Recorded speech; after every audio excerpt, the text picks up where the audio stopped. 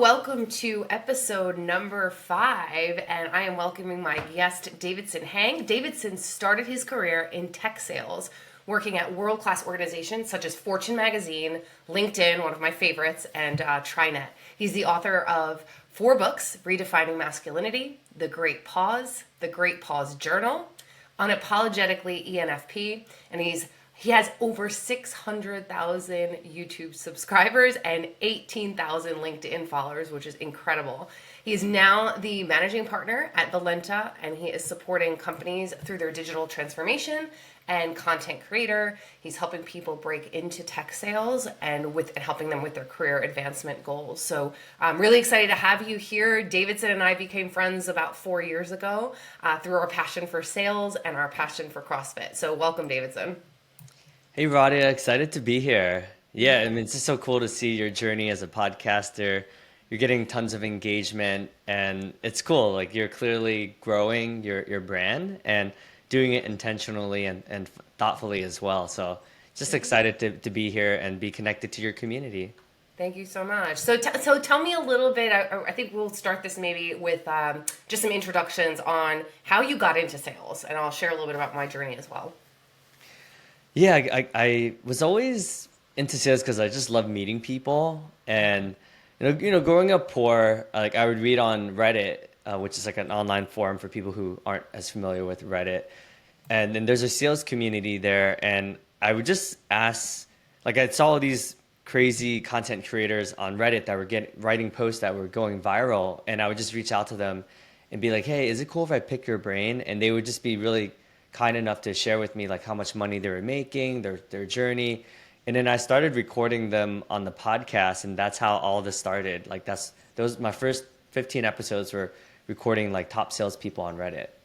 Oh wow, so cool! I did not even know that. So that's really neat. I'm looking forward to checking out those recordings too. Um, so sales has been. It sounds like so. How many years have you been in sales? I would say my whole life, honestly, but I mean, in the beginning, I was doing more like B2C sales, so now it's more like B2B sales. So I've been doing it for 18 years now. 18 years. Wow, that's a long time. That's Yeah. super awesome. Yeah, so we're gonna dive into a little bit of I think our sales strategy and kind of the way we approach sales.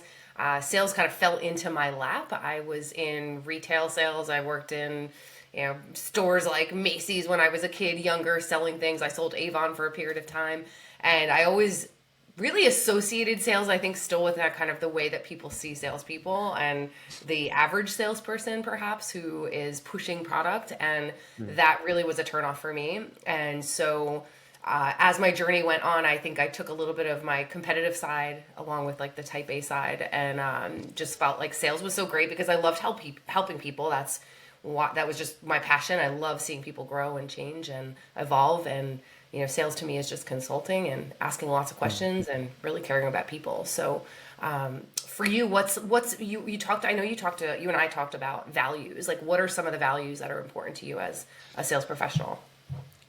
Yeah, you bring up a good point. I mean, and don't get me wrong. I do think there are some salespeople that are more like high pressure, like sleazy tactics. But I would say the bulk of good salespeople, or most salespeople in general, are good people, right? Like similar to lawyers. I'm sure there are some bad lawyers that are just slimy, but I also know a lot of good lawyers, right? So it's one of those things that a few bad apples ruin it for the rest of us. I would say I think we both share this in common. Like I'm really about like relationship building and just like adding value as much as possible. So every human being I come across, like I would like to add some sort of value, right? And and sometimes that's hurt me where I think sometimes people do take advantage of my kindness, but for the most part, like 90% of the time, it works out in my favor, right? So I would say like kindness, like leading with curiosity is a big value, and also like I do think like honesty and integrity is important as well. So like just being able to be upfront, like, hey, like this is what I can do for you, and just having like a candid conversation with my clients as well, like letting them know objectively what I think would help them instead of selling something that might not be beneficial for them. That's really cool. And that's funny as you're, even as you're talking about it, I'm realizing this is why We think so similarly because I think we have three of the top same values. And for me, Mm, it is kindness and being kind and mm, compassionate to people. Integrity is actually like one of my number one. That is the biggest thing for me, like doing the right thing mm, for the client. If you know, I'm the first one my clients know if I can't help them, I'm not going to try to fit it in. I'm going to find them the resource. And value is another one I think is so huge that when we mm, constantly looking to drive value, and that I've learned from some amazing salespeople too. So, mm, so in your approach, what do you think makes you unique in mm, sales as an entrepreneur, even? mm. Yeah, yeah. I do think I'm like genuinely passionate about the products I'm selling. So I think that that like passion is contagious. So, when I'm like showing whether it's LinkedIn Learning or Udemy or coaching or whatever it is that I'm selling, like they can sense it. They're like, man, like you really care about this product, right? Like whether it's Landmark or Tony Robbins or anything that I'm trying to get people to go to, like, hey, you should come to this conference with me in Columbus, Ohio, or whatever. Like, people are like, man, like, you really care about like me going to this Lewis Howes conference, right? So I do think passion is like probably my biggest one, and I think we both share that in common because knowing you, like, you're also super passionate about, CrossFit, your nutrition, your health, and it's like a way of being, right? So people are naturally enrolled in like the energy that whether you're like killing your a WOD, which is like a workout of the day for folks who don't do CrossFit, or in my case, it's like, hey, this product, like LinkedIn Learning was like an easy one, right? It's like, hey, like this product will help you be able to be a better public speaker or write better business emails or communicate more effectively or have more confidence as a recruiter, whatever it is, right? And people generally like feel it. They're like, man, like I've never met anyone that has like watched 700 LinkedIn Learning videos. Like that's kudos to you, you know? Is that how many you watched? Yeah, yeah, That's wild. I That know. is wild. So that takes me to actually I would love to touch on this because I believe everyone that same passion for change, for self improvement, for continuous learning. I think that's so important to every person to be successful and to stay successful, and there's never an end. Um, I think it's even more important for salespeople because you're Hmm. constantly talking to different types of people and to not bring just the learning that you have, but bring it from other sources. You were a huge, honestly, you were the inspiration for me when you talked about how much you invested in yourself. Like, I invested in books, but I never Hmm. invested in like outside programs really Hmm. until I talked to you. And when you told me the sheer amount of money that you spent or invested in self development, I was freaking blown away. And I signed up for my first program back last Hmm. year. After you told me that, I signed up for a second one, and I'm Hmm. doing my third one in June. And it's massive investment, but worth every penny. So tell me just a little bit about that. Why is that so important to you? Yeah, I think you're not alone. I think most people when I tell them I spent like 150,000 on like personal development programs, they're like, "What?" Like that's like a really really nice car, you know? But in my opinion, I'm like, "Well, yeah, a really really nice car." Like, I mean, don't get me wrong, I love my car, right? But it's like, yeah, like that's cool, but this is like something that is like forever, right? Like just maybe a good car will last me 15, 20, 30 years max, but this is like the rest of my lifetime. So if I live to 120, hopefully one day, like this will be something that will be like into my DNA. So yeah, that's a lot of people think I'm crazy, and sometimes, and I used to be like ashamed of saying that because I'd be like, oh, like most people be like, is this guy weird? Like, what's wrong with him? But now, like, I can own it. I can be like, you know what? Like, this is how much I love myself. Yeah. Oh, I love that. It's how much you love yourself and you're investing back into you, right? You're first. What are some of the programs that you took, if you don't mind sharing? Like Yeah, maybe a favorite. yeah. I know this. I feel like this could take like 7 minutes in itself. But so Tony Robbins, Ultimate Master University. So in order, it's a UP Unleash the Power from Within, Date with Destiny, Business Mastery, Wealth and Life Mastery. So that was in Fiji. And then there's two masterminds that it came with. So it was like a personal coaching and then business coaching. Landmark, so communication, access to power, communication, power to create, the advanced course, wisdom, partnership, explorations, and then the introduction leaders program, next level training. Uh, so was another one. Accomplishment coaching, the EQI certification, Wow. and Lewis Howell Summit of Greatness for both years. The Scott Ingram Sales Success Summit, which is in Austin, Texas, for 2 years. In that Pavilion, Ian Koniak's Untap Your Sales Potential, and then Jamal Reimer's Mega Deals. So he's sold over $100 million at Oracle. So, and then Brandon Fluharty's Hustle Less, Make More. So that's just some of them. Oh yeah, and then Jack Canfield, who's the guy who wrote Yes. Chicken Soup for the Soul, Day of Greatness was another one. So those are Oh. just some of it. Yeah, Conscious Business with LinkedIn. Yeah, all there's many more, but those are like the ones that are like the most memorable, I would say. And they weren't just so some were in person, some were online, and the what was it Yeah. about the experience? Because I'm sure it wasn't Hmm. just a class; it was an experience. Yeah, they all have different formats. I do agree, you're right. Like in person is definitely a lot better for sure, in my opinion. But online is nice too because it's like scalable, right? I don't have to pay for like room and board and then the travel and all that. So I do I think I like how companies are able to scale a lot more. So like for me to be able to do all that Tony Robbins stuff in person would have cost me like 20,000 more probably just because like a lot of these are all over the world, right? Where I would have to flown to Utah to his studio in West Palm Beach. And so some of these, like for instance, like the wisdom and partnership explorations was like every 2 months, but it's like all of Saturday and Sunday. So it would start at like 10 a.m. and then end at like around 8 p.m. But it'd be like very intense, like very immersive, like experiential. Um, and some of the online ones was like a little bit more flexible, but it'd be like every Friday from 7 p.m. to like 11 p.m., for instance, would be like another structure. So they all had different Wow. structures. Past my bedtime, 11 p.m. Yeah, exactly. That's all right. I like that it's scalable. And but you chose to do the one in person in Bali. That was a Yeah, yeah. I do miss in person. I mean, some like a lot of these was during the pandemic, right? So some of it was like there was really no choice. Like I had to do it online. Mhm. But we, even with Tony Robbins, like even though it was online, like it was still good. I'm glad I did it because when I did Unleash the Power from Within, like I was going through like a tough time because it was like the beginning of the pandemic. I think it was like April of 2020, and that Oh, was when like it was like everything stopped, right? So I went from like being depressed because I was like working in the Empire State Building, living in New York City, where I was like emceeing all these events and going to networking and hosting networking events every day, to essentially having to like stay home and being forced to stay home. So that like really changed my identity because I was just like, who am I if I'm not out mm. there like meeting people every day? So that was kind of like the beginning of, I would say, more of like the introspection journey that I started.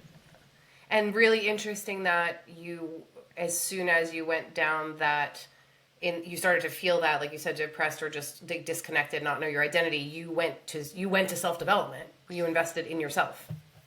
Yeah, yeah. It's interesting, right? Like you meet really cool people through this journey, like yourself, right? When you're in that wellness slash like self-improvement, like you just meet like, in my opinion, the folks I was hanging out with previously weren't the best influences, right? Uh, Like unfortunately, like a lot of them have died from mm, like drug overdose or depression or whatever it is, right? Some of them, through suicide. And if I didn't go on this path, like I probably would have followed a similar path as some of them. uh, So yeah, so self development helped me be able to see like, oh, I was like running away from my problems through like, through like psychedelics and mm, alcohol and unhealthier behaviors. But then yeah. self development realized like, oh, okay, like what am I running away from? So it's been a long journey, but like a very fruitful one. Yeah, absolutely. Absolutely. And then you started doing the self development programs. When did that start for you? When did you start investing in yourself?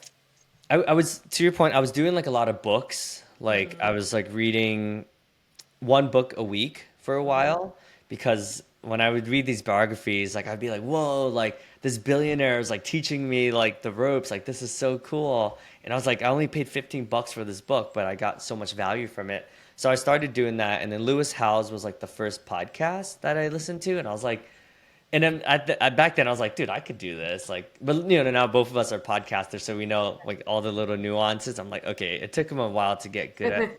But I actually felt like I was able to innovate from that. I'm like, I feel like I would have dug deeper there. I would have, so Oh like wow. my ego was kind of like, oh, I could do this. But then once I got into it, I was like, oh shit, like this is actually a lot harder than it looks. But so Lewis Howes, when I went to his conference in Columbus, Ohio, which was it's called the Summit of Greatness, which is like 3 days, like Thursday, Friday, and Saturday self development, where it's around connecting the mind, body, and soul. So you would meet all these like super healthy people, like people starting their own online wellness businesses. So a lot of like trainers, yoga instructors, like. But when I went there, it was like when I published my first like true Davidson Hang podcast. Because after I got done the conference, I was like inspired. I was like, "Yo, like let's do this." So that's how all that happened. Oh, that's so cool. And then Lewis House was one that you told me about that I definitely will be signing up for that summit after I'm done with my next like two programs. It's cheap. Luckily, that program is cheap. It's like $600 for 3 days. Okay. So Fun. Yeah. it's not too bad. I mean, the hotel obviously he's doing it. So the first 5 years he did it in Columbus, Ohio, but now it's become so big the community that he's moving it to LA. So this upcoming year will be in LA. Oh wow, that's so cool. That's so cool. And I do want to ask you as well about the like kind of your like you were talking about the meeting certain people, and I know for myself that's been a really hard recent few years where my friendships have just changed and evolved, and sometimes I feel very alone where I'm on this fitness and health journey and people don't necessarily connect with me and it's hard. So I did go like back in January. I went to the CrossFit Health Summit and I got to meet so many awesome, like-minded people, incredible people. And that's what I like a search for that. So tell me a little bit about that. Like, did you get to a point where you started feeling a little isolated, like you were very different? Oh man, yeah. I think we're like I feel like the same person. Hmm.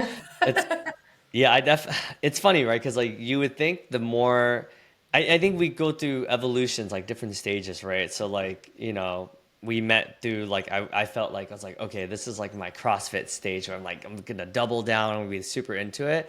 And now I'm in this like business stage where I'm like, all right, now it's all about growing the business and scaling it and productizing it and stuff like that. But yeah, you're right. I do feel sometimes alone where I'm like, am I crazy? Like, why doesn't everyone else want to be able to impact 100 million lives, right? Like, I'm just like, I feel like I'm alone but then you keep going to these communities and you meet interesting people and I'm like, okay, never mind. I'm not alone, right? But it does feel like it sometimes because like I unfortunately and fortunately like I can't turn off like even on the weekend like today I was live streaming for like 3 hours, right? And that's like not normal. Most people on Sunday mornings at like 7 a.m.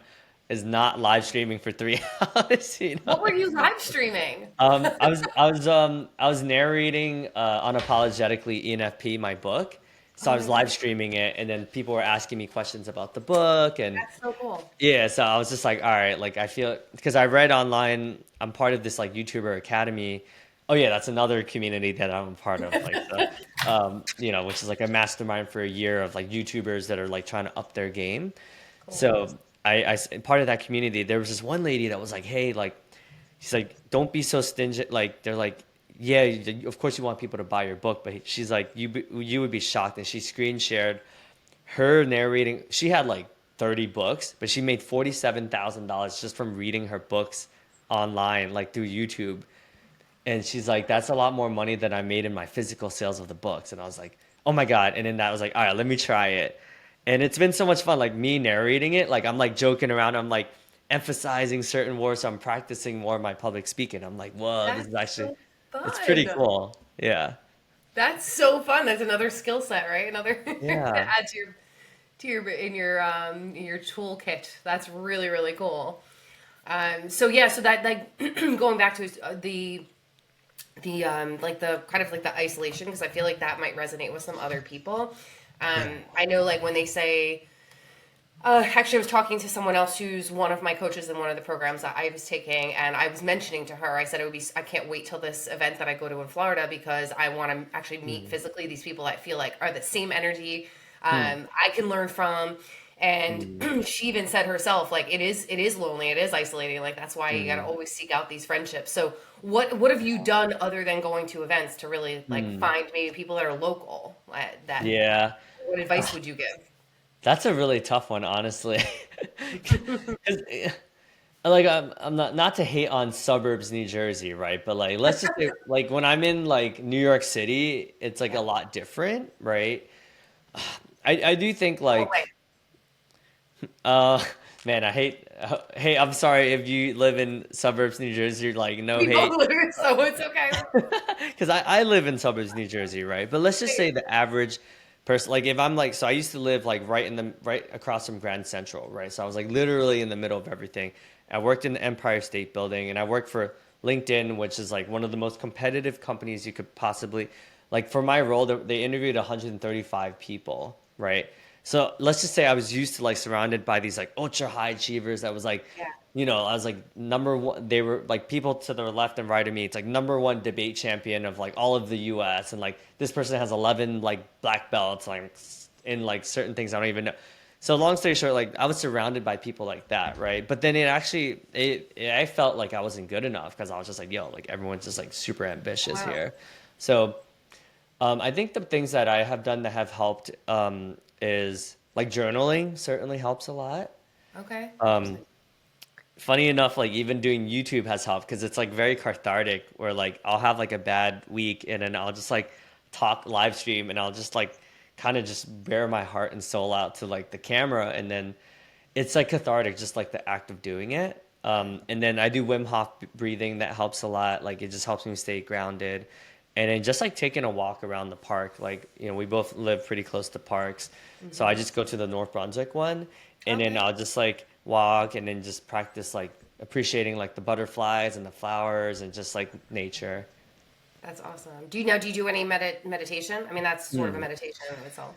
Yeah, yeah. It's funny because I used to be really hard on myself. I'm like, oh, meditate has to be like a certain way, but Yeah. like even me, like like with you, like CrossFit is like meditative, right? So when I'm on Peloton, or when I'm just like, all right, let me just like meditate and like really enjoy this like delicious food that's in front of Yeah. me, and then like that could be meditative. Yep. So now I'm not as hard on myself, and I think meditation is just like the act, whatever it is in that moment, like being like really in that moment.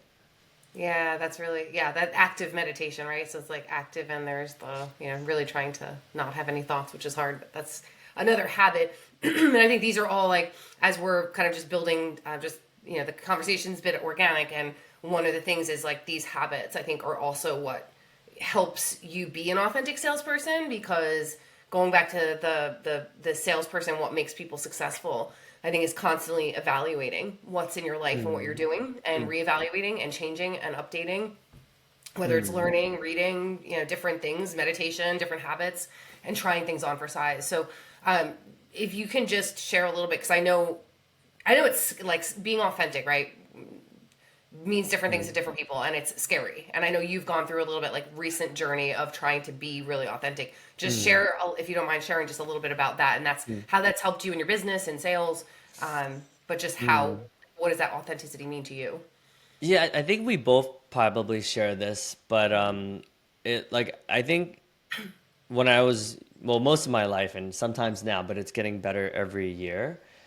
Um, I was like a chameleon, like where like if I was like, let's say I was like CrossFitters, I'd be like really into like that, but then like let's say I'm hanging out with like black people, right? I'd like go back to my roots where I was born in Camden, and like I would like talk a certain way with a different accent, and when I was with Asians, I would be like talk about like Asian stuff, right? Like, like this udon or ramen. A lot of Asians are foodies, right? So I'd kind of Yeah. put on my foodie hat, right? And then when I was with like white corporate people, I'd like talk more proper and like be more about business and like all about my OTE and like, you know what I mean? So it was just like because I didn't know who I was, so because I was trying so hard to be liked by everyone, Uh-huh. and that what really shifted for me was I was like, okay, being liked by everyone got me to like 18,000 followers and a crap ton of followers across all the social Yeah. medias, right? But I was just like not happy. I was like, huh, like why do I on paper have so much success. Like, I got another book coming out, like podcast over 300 episodes, like win all these awards at LinkedIn. I won the Relationship Matters Award, Employee of the Month at all these different companies. Got into Fortune, was building out Fortune's first mentorship program in the 100 years as a company, right? And you would think I would be happy. It's like, dude, like this guy has it all, brand new house, new construction, beautiful, like have a wife, and a lot of my friends that are single, like, oh, I'm envious, like that you've been in a relationship for 12 years, right? But I was just like, dude, like why do I feel so unhappy? And then I really had to like sit with myself and be like, oh, okay, is it because all of my accomplishments were like externally intrinsic or extrinsic related, right? It was like it was getting like, okay, I need to get 100 recommendations on my LinkedIn. I only have 70. It was all these like external things. And I was like, well, what do I actually want? And then I was like, all right, well, shit, I guess I'm going to give up this 300K job and start fresh and like just, make zero, essentially go from that to making zero overnight. But that actually made me happier because then everything I'm doing now, for the most part, is like what I want to do. Like being on podcasts, the last like 90 days, I was on like 40 something podcasts, right? Like this is like, I enjoy this compared to before where it's like, all right, let me make more dials so I can make another 50K. Well, what would I do with that 50K? It's like, does that to buy nicer things to impress more people? So long story short, it's been a journey, but I'm still trying to figure it out. That's really cool, though. That's really cool. Like even when so like so much inspiration coming from you too, because I don't know when you started doing streaming live, but when you started doing that, like even at CrossFit. So for those listening, I went Davidson came to a CrossFit class and he's like, "Hey, do you mind the live streaming this?" And I'm like, "What? Why would anyone want to watch us set up and do CrossFit?" And I'm sitting here going, "This is like embarrassing, but I'm just gonna get used to being on the camera and being judged." Yeah. And that was like terrifying, but the more I'm doing it, the more I'm getting over Yeah. it. So how do you even like that experience? Yeah, and the funny thing is, like, a lot of people love, like, when Radia is in my CrossFit videos, I get like way more views. So clearly, you're fun to watch. Oh my I mean, God. I think people like passion, right? It's like clear that you're like super passionate. Yeah. Um, yeah, honestly, it is scary. Like it. So when I went to London, like for a week, I think 2 weeks ago, no, 3 weeks ago, last 2 weeks ago was California, but I was like scared because I'd be like, okay, I need to like deliver value because I think we live in a society that's like, and almost like social media trains you to like, oh, if I don't deliver value, like people are gonna watch someone else, right? Hmm. And then like once it was like it sounds very simple, but once I kind of let go of like, oh, I need to deliver value, I actually got more viewers because I was just myself instead of like, oh, I need to like always be like dropping like knowledge, wisdom bombs Yeah. and gems. So Yeah. long story short, I do think it's just like once you kind of realize that like, hey, people are either gonna like you or not like you, and it's okay. Like the people that will like you will continue to follow you. And now I have like 20 people that are always like gung ho. They're like, yo, when are you live streaming next? And I'm like, dude, I live streamed yesterday. They're like, yeah, but you didn't live stream today yet. And I'm like, oh, okay.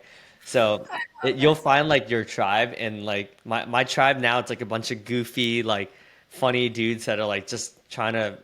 So it's funny, but you'll realize that once you kind of stop caring about what other people think, which is like really hard thing actually, Hmm. you'll actually like innately get more followers because then people are just like, oh, okay, like this guy's not really trying, like he's just being. Yeah, that's so interesting, right? And and I think no matter how, it's something that when I went through this Master Your Mind Power program. That's incredible. I'm still in another phase right now, and one of the things was like that was holding me back from doing the podcast was the fear of people watching, and this was even recorded where I could edit it. And I Mm, thought myself, I'm like a confident person. I say I don't care about what people think, mm. but I'm like, I'm just watching my record. I won't even watch my recordings because I Oh, hate it so really? much. Yeah, I Still? watched Like like the now? beginning just to know my audio and video is okay, and I Whoa. won't like. I haven't gotten there yet. I'm getting better. Okay. Um, but I think going back to like when you did the lives, and I would go, Davidson, do we know who's watching? And you're like, no, and I'm like, That's even more terrifying, like not knowing who's watching and judging me. Oh, that's funny. So it really brought it out that the Mm. fact really was that I still had that fear of Hmm. people judging me, and I think it's human nature. I think we all have fear of that. Well, to be fair, as a podcaster, I didn't start listening to my podcast until about 100 episodes in. Like, Oh so my it took me a while, and then once I actually re-listened, I was like, oh, actually, I'm pretty good at asking questions. So, I God. think we're always our own worst critic. But Yeah. when I actually re-listen to like now, I re-listen to all of my episodes, but I always get more value from the re-listening because as you're doing it now, right? You kind of have to like be kind of paying attention and on point. But then once we listen to it, we're like, oh well, that was a good question, Radia. Like nice, and you'll kind Yeah. of do like a mental pat on the back. So I Yeah. started doing that where I'm like, ooh, like there, that was good, Dave. So I'm glad you were able to do that. Whereas like before I didn't listen to it, I just assumed it was horrible. I'm like, yeah, like this the first one, it's gonna suck anyway. So I don't know. Long story short, I think now I actually appreciate rewatching it because like, and sometimes I'll re-listen to it like 5 or 6 times, but Yeah. just not like right back to back, but like sometimes it'll be a year later, and then I'll stumble upon an episode I did, and then I'll re-listen to it, and then I'll get nuggets. I'm like, oh wow, like I forgot this lesson because it was so long ago, and sometimes depending on where we are at in life, it might resonate even more now, actually. Yeah. Oh, that's really cool. That's really, really cool. Yeah, and the whole yeah, I'm still figuring out the podcasting. There are certain questions that I want to ask, but I also just love organic conversation. And speaking Hmm. of that, I do want to ask this question because I think it's important. One of the reasons I did this podcast was I wanted to bring these incredible people like you to my audience, right? People I know that don't have access to the same people I do. And so I think every one of them, I'm so blessed to have them in my life. And, including you, I learned so much from you. I'm like, how do I bring that to an audience that never would Oh, have ever crossed your path, right? So, oh. so for you, like who's one or two people that inspire you? Yeah. Are these like people like that I know like well, or like so, or would you say influencers that I'm like inspiring? Just like someone that when it could it could be family, it could be friends, like someone that just Hmm. inspires like you to do what you do. Like, Yeah. So, what do you look up man, to? this is so scary. So, I recently went to back-to-back retreats. So, there's a guy named Ian Koniak who's one of my coaches. This is a year or two of working with him. So, maybe a year and 9 months we've been working together.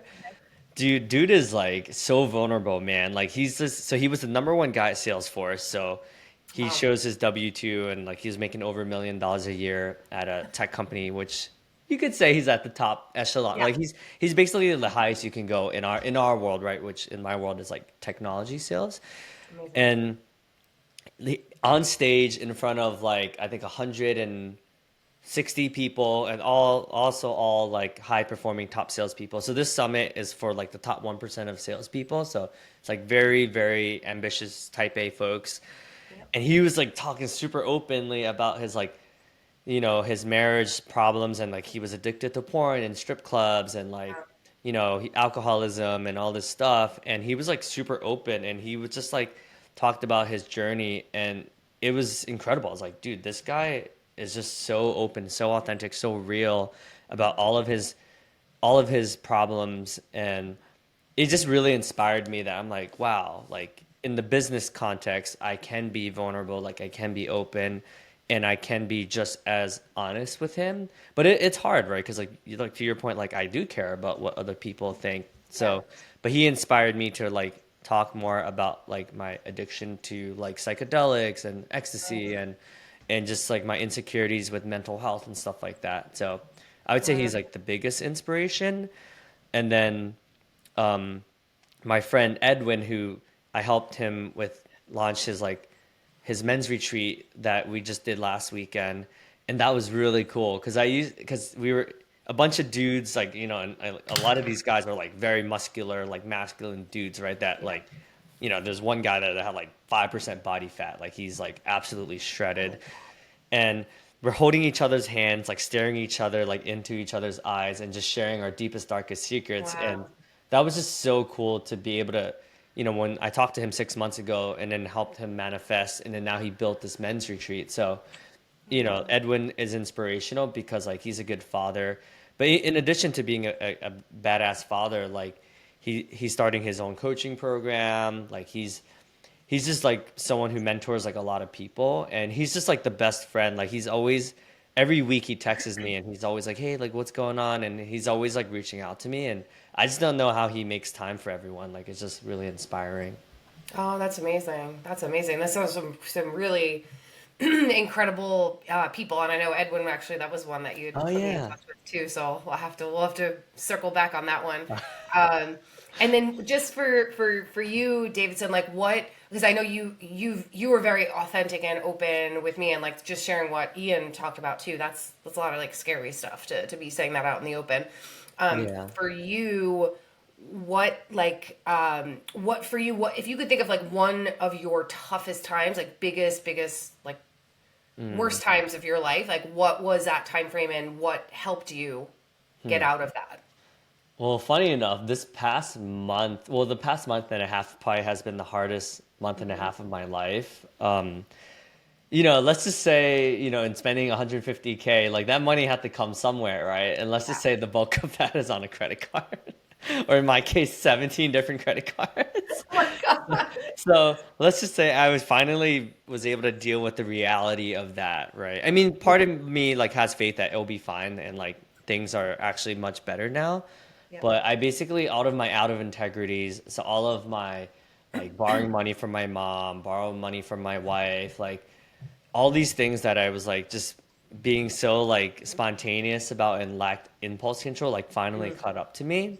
So I started a GoFundMe, and then like luckily like a lot of my friends contributed, but honestly like this past month have been the hardest because like I was so attached to like my house and my car and all these nice things, and but then in a weird way I kind of dropped all of that and I was like, "Oh, if I lost all of it, I would still be happy." Because I have friendships, like I love myself, and that was like the biggest breakthrough, but it's also the scariest because I like literally had to figure out how to pay my mortgage. So like what I did was like I called like a crap ton of people and then like did a bunch of like just one-off coaching sessions, and I was able to make like 5,000 from that.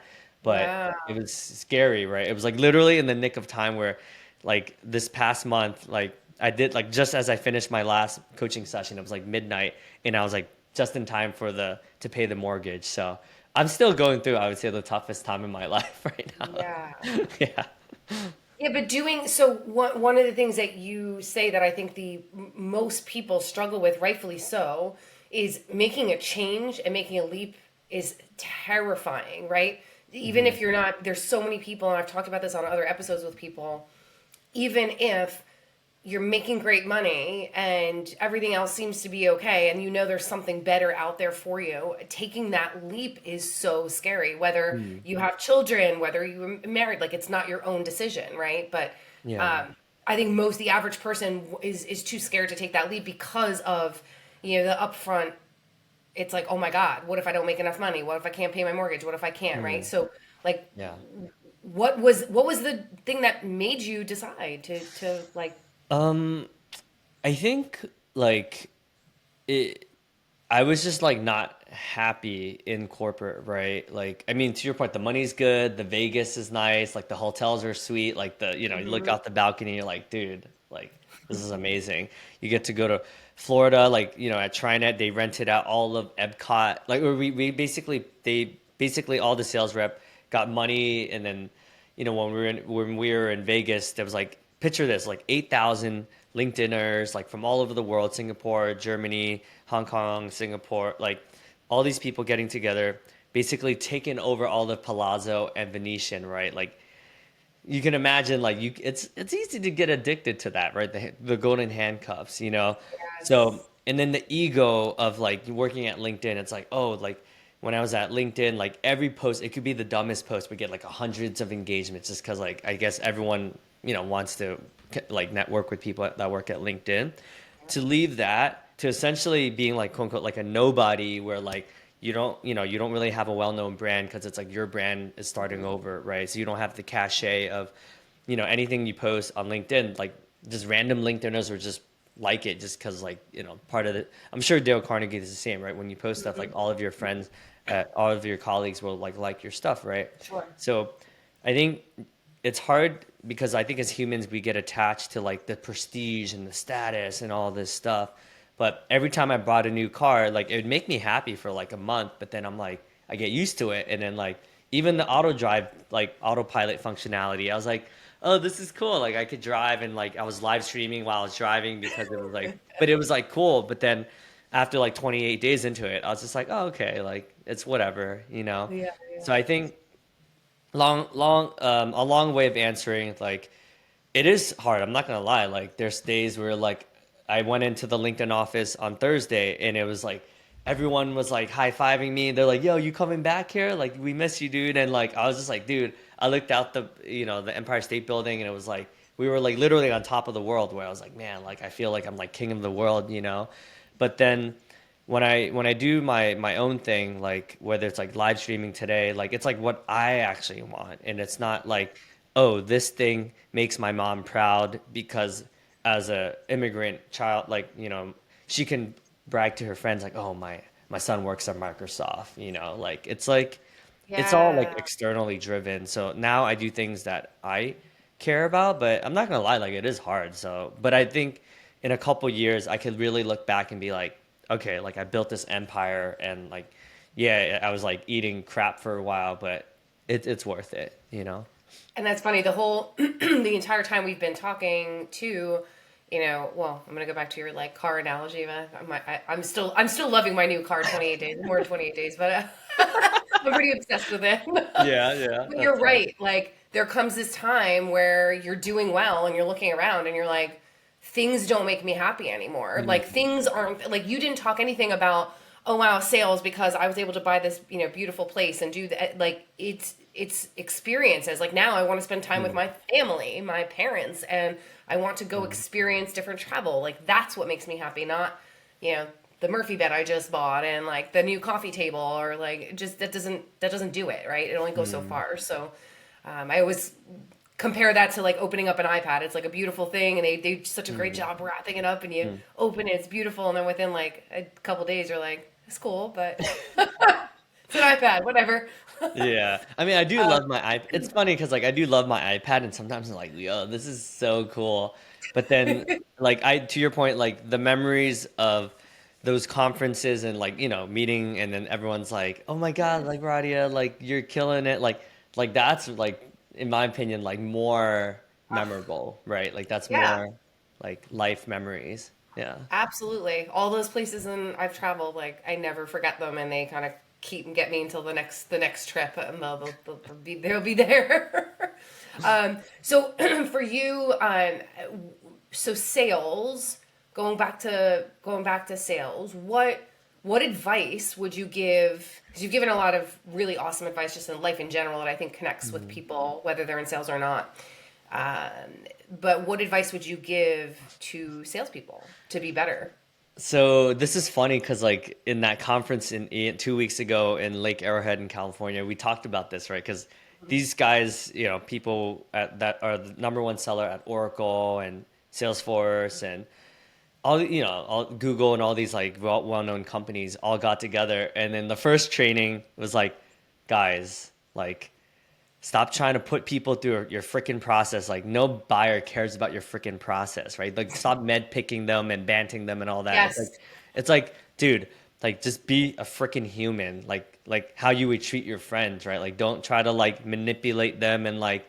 So that's my advice. Like, and don't get me wrong. Like because of all the training that all these tech companies spend millions of dollars implementing, right? It's almost like they drain into us like, oh, you have to interrogate them and have a 30 checklist, like get their legal procurement. Like, don't get me wrong, like some of that is important, but then at the end of the day, like just care about them as a human being, and that's like the most simple thing, but that's essentially how I think I've been able to be very successful because the other person at the end of the whether it's Zoom or in person is like, oh, Davidson like cares about me. He knows about my Yeah. kids. Like he knows about what I did this weekend. He's not like just trying to get another $50,000 commission check. That's wow, like and really funny because that's just exactly what you say. It's simple. I guess it's just not easy, right? It's very simple, but Hmm. it's not as easy to actually implement for most people. I think that's the same when people want like a magic pill. Like, how do you become that top 1%? It's Hmm. relationships. It's caring about people. And Yeah. yeah, there might be a sales process out there when you have to handle an objection or, there's a process. There's a process to follow. But if you're scripting everything you're doing and you're treating people the same way, I mean, that's insane. That's insane. Yeah. There's so many layers to people. You have to figure out, Hmm. understand them. No manipulation. Just understand them as a person. Yeah, I mean, don't get me wrong. Like, there's times where, like, let's say, like, my manager at these corporations, like, when I worked at Udemy, it was like just became a publicly traded company, and then a decent chunk of my equity came from stocks, right? So Hmm. it was, you would know, like, every tech company, it's end of the month or end of the quarter. It's like, all right, guys, we're at 6.5 million. Like, let's get to 7.8 million. We have 2 weeks left. They're like, and then there's all this discounting and all these like, Yeah. and then like, but I'm not gonna lie, like there's been times where I've gotten the pressure from my boss Yeah. because I'm only at 138% and they want me to get to like 178% of my number, whatever, right? And then I'm in that like cold calling all my clients. It's like, hey, you said that this is your Q2 deal, but hey, I got news. I got approval from my man. It's like, and then Oh you my God. and like I'm not gonna lie, like I've gotten some deals that way, but I think more importantly, like sometimes I'll just be like, hey, like, we're good friends now, like and like this actually helped me buy like a my or my engagement ring for my wife, and like just being honest, and then they're like, all Yeah. right, let's do it. And I'm like, that worked? But that's Yeah. because to your point, because they care about me. That I no, care dude, about like you. we want to help you in your goals. And I was like, oh. Instead of me doing all like the discount wars and it's like, all right, like 15% off like list, like let's do it. Like I don't know. It's just like thinking back to it, I'm like, oh my God, this is just so cringy. It's like a cringy tactic. Oh, Yeah. yeah, that's so true. That's so true.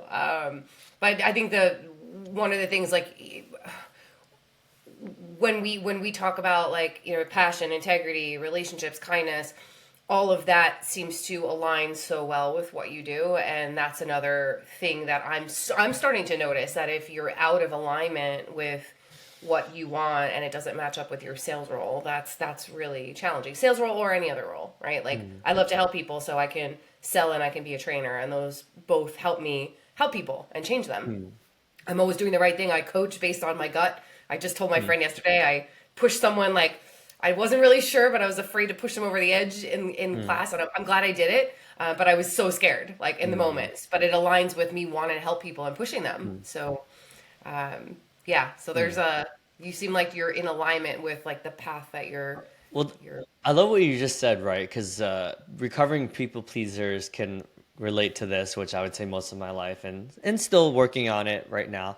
But one of my clients, like, he has a lot of and I'm not gonna discredit that he's had a tough life, right? Like, that's not what I'm trying to spend, but I definitely had to push him the other week because I'm just like, dude, like, you have all these fucking excuses, and like every month there's like a new excuse. I'm like, at some point you gotta have to take responsibility and ownership, right? Instead of just like blaming everyone else. And he was like shocked because usually like I'm really nice to him, but I'm just like, dude, like you can make all the excuses you want, but you didn't hire me to like baby you, right? Like you hired me to like actually have you change and become this powerful like account executive, right? And he was just like speechless, and I was just like, dude, like stop making fucking excuses, man. Like it's like this is like 9 months of excuses, and at this rate, you'll never be able to like get promoted. And he was just like, what the fuck is going on? But then I was You just need like, to dude, I'm hear it. triggering you on purpose because like at the end of the day, like you didn't hire me to like be like all your friends, like, oh, poor dude, like, yeah, like that, yeah, your manager is an asshole. Like, yeah, like, yeah, that company sucks anyways. It's like at some point, I had to look in the mirror, and that means like taking 100% responsibility, which is like probably the hardest thing in the world to do. Yeah, that definitely is. That definitely is.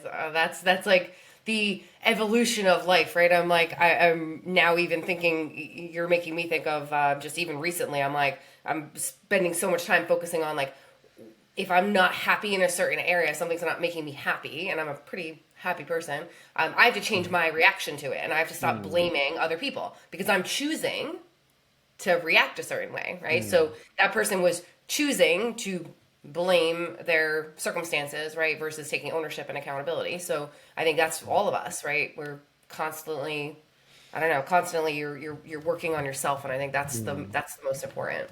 It's the most important. Yeah, and even for me, like I noticed, like I was blaming everyone else. Like, it's like, oh, I blame not having a father. I blame Mm. getting laid off by Fortune when they cut this whole division of Fortune Connect. Like, I blame my wife, and it's like, but that at some point, I'm like, dude, like, I gotta like take responsibility. Like, I can't just be, So I'm still working through it, but at least now, like, I'm a lot more aware of where I'm like blaming my dad for beating me or my mom for yelling at me. It's like, dude, I'm like 36. So like if I don't own it, then like am I gonna be 58-year-old and still blame my dad that he hit me like 60 years ago? Like what the freak, dude?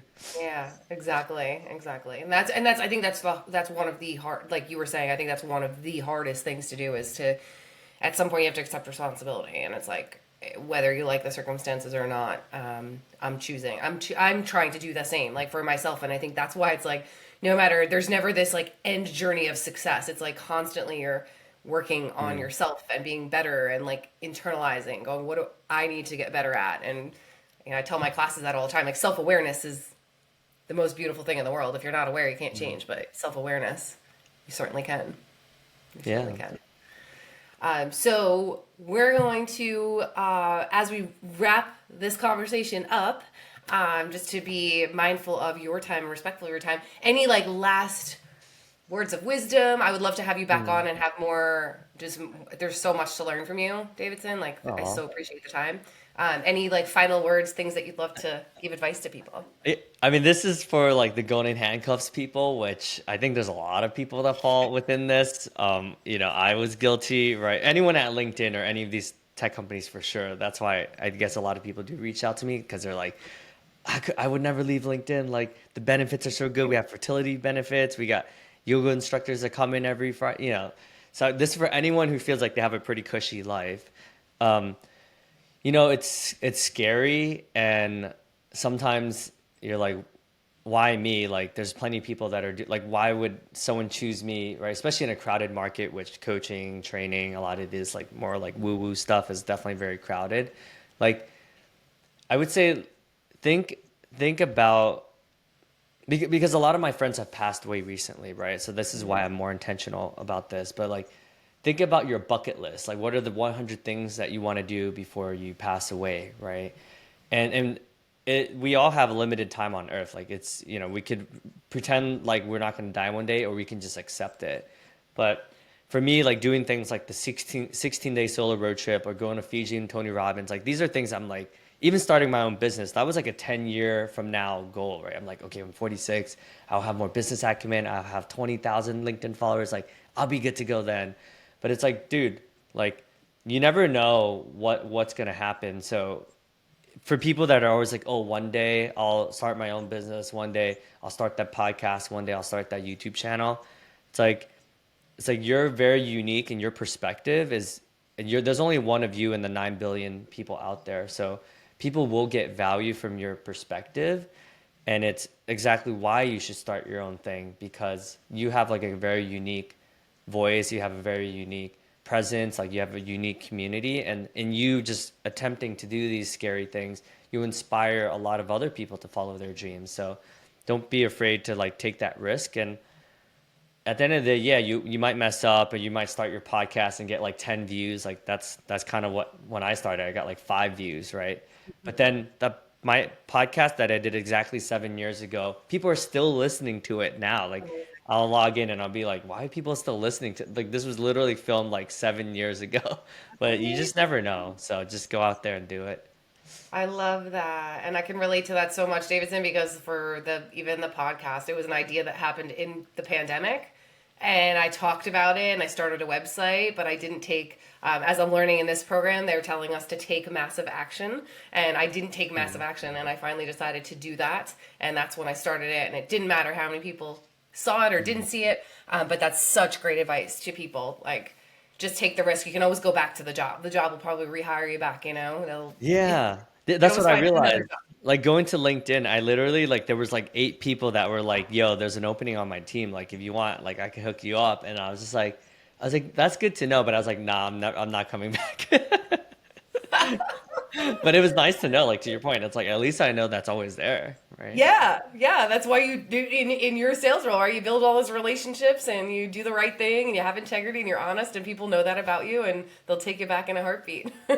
So, just such a great conversation, David said. We're gonna have to do a part two for sure.